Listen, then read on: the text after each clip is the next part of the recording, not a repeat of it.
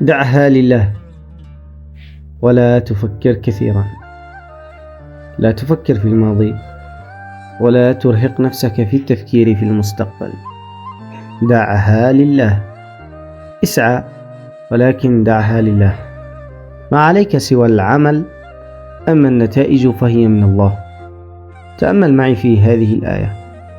يقول الله سبحانه وتعالى: لله الأمر من قبل ومن بعد.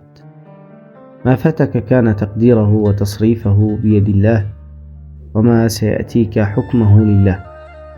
وهناك أبيات جميلة جدا تقول: سيأتيك الذي ترجوه يوما، فلا تعجل عليه وإن تأخر، وإن كبرت همومك لا تبالي، فلطف الله في الآفاق أكبر.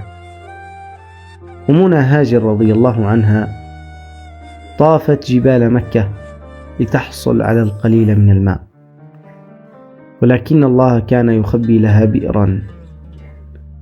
كن على يقين أن لله حكمة، فاصبر وانتظر العوض من الله.